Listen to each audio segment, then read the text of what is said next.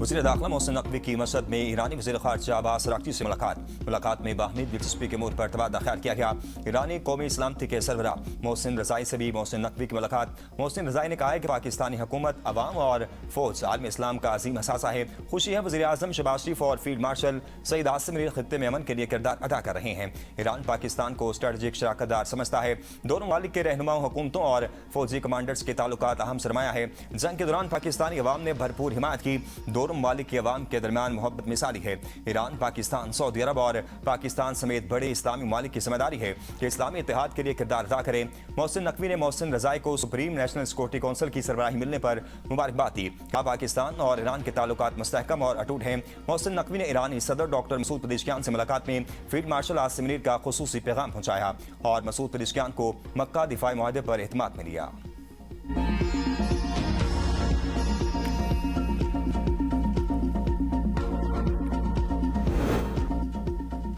आपने हुर्मुज़ पर मुकम्मल कंट्रोल बरकरार रखेंगे। अमेरिकी सदर डोनाल्ड ट्रंप का ट्रूथ सोशल पर पैगाम, कहते हैं अमेरिकी नाकाबंदी फौलादी दीवार है। ईरान इसके खिलाफ कुछ नहीं कर सकता। इनके पास ना बहरिया है, ना फिजाइया और ना ही पैसा। ईरानी फौजियों को तनख्वाहें नहीं मिल रही, फौजी एहलकार फरार हो रहे हैं। ईरानी क़यादत गैर यकीनी सूरत हाल से दो चार है। पासदारान इनकलाब तबाह हो चुकी, ईरानी मईशत तबाह हाल है। वहाँ महंगाई 300% है जो मजीद बढ़ रही है। ईरान के पास फेक न्यूज़ हैं, वो सिर्फ बातें करते हैं। मशरिक़ वस्ता का साबिक हुंडा ईरान अब पहले जैसा ताकतवर नहीं रहा। जंगबंदी के आगाज की कोई तारीख तय नहीं हुई, तोसी का सवाल ही पैदा नहीं होता। ईरानी हुकाम ने जंगबंदी में तोसी की खबरों की तरदीद कर दी। कहा कि अमेरिका और ईरान जंगबंदी में तोसी से मुतल्लिक कोई मुज़ाकरात नहीं हो रहे। अमेरिका ने मुआहदे के 48 घंटे बाद जंगबंदी की खिलाफ वर्जी की। अमेरिका मफाहमती याददाश्त पर अमल करे और अपनी जिम्मेदारियां अदा करे। इससे कबल तुर्क न्यूज़ एजेंसी ने दावा किया था कि अमेरिका और ईरान ने पाकिस्तान की सालसी में तय पाने वाली 60 रोज़ा जंगबंदी में तोसी पर इत्तफाक कर दिया। Supreme national security council Mohsen Rezaei का कहना है कि ईरान ने शराइत मानने तक आपदा हुर्मस नहीं खुलेगी। अमेरिका को जंग खत्म करके ईरान के फंड्स बहाल करना होंगे। तर्जुमान पासदारान इनकलाब ब्रिगेडियर जनरल हुसैन मुहिब्बी कहते हैं ईरान को खतरा हुआ तो आलमी इंफ्रास्ट्रक्चर भी खतरे में पड़ सकता है। तवानाई की तरसीली लाइनें और हजारों बिजली घर उड़ा दिए जाएंगे। इस वक्त एक भी अमेरिकी बहरी जहाज खलीज फारिस में मौजूद नहीं।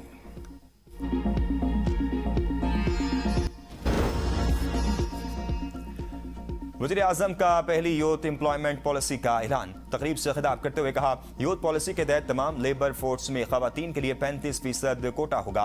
हर साल स्टार्टअप्स के लिए 10% कोटा मुख्तस किया जाएगा। HSN के मुकाबले में गरीब बच्चों के लिए दानिश स्कूल्स कायम किए। रवां साल IT और AI की तालीम के लिए नौजवानों को चीन भेजा जाएगा। पाकिस्तान की आबादी का बड़ा हिस्सा नौजवानों पर मुश्तमिल है और कौम को अपनी नौजवान नस्ल से बहुत उम्मीदें वाबस्ता हैं। इनकी तालीम, तरबियत, रोजगार और जदीद इल्म तक रसाई यकीनी बनाना हुकूमत की तरजीहात में शामिल है।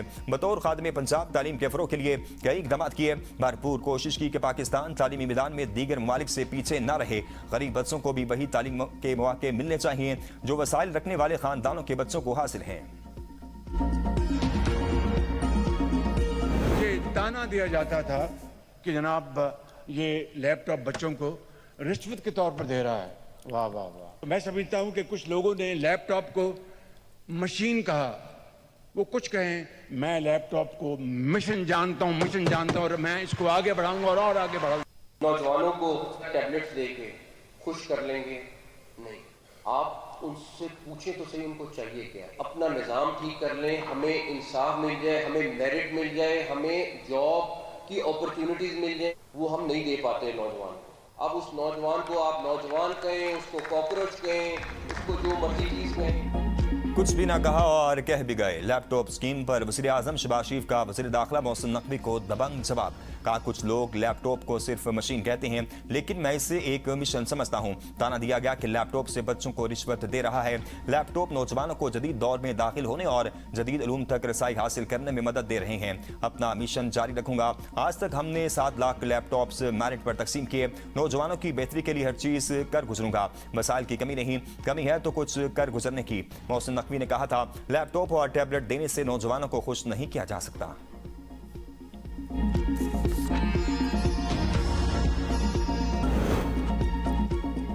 27 सितंबर की तारीख बगैर मुशावरत के जल्दबाजी में दी गई। पीटीआई क़यादत का महमूद खान अचकजई के सामने इतराफ। पार्टी कायदीन और तंजीम की जानिब से भी 27 सितंबर की तारीख पर तहफ़्फ़ुज़ात का इज़हार। पीटीआई वफ़द की वज़ीर आला सोहेल खान आफरीदी की क़यादत में मुलाकात। ज़राए के मुताबिक सोहेल आफरीदी ने महमूद खान अचकजई से हिमायत की दरख्वास्त कर दी। यौम आज़ादी की मरकजी तकरीब की तमाम तैयारियां मुकम्मल। आज शब यादगार फतह पर पहली बार तकरीब होगी। वज़ीर आज़म शहबाज शरीफ और फील्ड मार्शल सईद आसिम मुनीर यादगार फतह का इफ्तिताह करेंगे। वज़ीर आज़म शहबाज शरीफ परचम कुशाई और कौम से खिताब करेंगे। कौमी और अस्करी क़यादत, वज़ीर आला, गैर मुल्की सफारतकार और दीगर अहम शख्सियात शरीक होंगी। तकरीब में पाकिस्तान की दिफाई कुव्वत और जदीद अस्करी टेक्नोलॉजी से लैस साजो सामान की नुमाइश भी की जाएगी। आज रात 12 बजे से 14 अगस्त की रात 12 बजे तक इस्लामाबाद में हैवी ट्रैफिक का दाखिला बंद होगा। यादगार फतह H8 के अतराफ मुतअद्दिद सड़कें भी ट्रैफिक के लिए बंद रहेंगी। शहरियों को मुतबादिल रास्ते अख्तियार करने की हिदायत। इस्लामाबाद के तमाम अहम हाइकिंग ट्रेल्स 13 अगस्त को जिंदा दिल में। वज़ीर आला सोहेल आफरीदी का बाब खैबर से अवामी तहरीक का आगाज। 27 सितंबर को इस्लामाबाद मार्च का ऐलान। सोहेल आफरीदी बाब खैबर आमद कर कारकुनान का भरपूर इस्तकबाल। कहा बानी पीटीआई की रिहाई के लिए धरना दिया जाएगा। कारकुन इस्लामाबाद मार्च की भरपूर तैयारी करें। खैबर से उठने वाली ये आवाज़ बानी की रिहाई तक जारी रहेगी।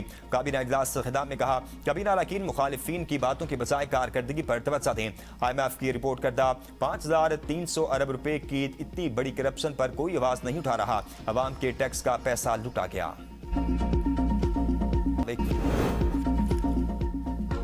कश्मीरी अवाम ने अपना फैसला सुना दिया। सरदार ज़ियाउल कमर इलेक्शन जीत चुके। रिपोलिंग कराना आइन और कानून की खिलाफ वर्जी है। पीपल्स पार्टी की सेनेटर पलवसा खान और चौधरी यासीन की इस्लामाबाद में मुश्तरका प्रेस कॉन्फ्रेंस। कहा दोबारा इलेक्शन के बाद इंतखाबी अमल से फरार इख्तियार करने का नया तरीका है।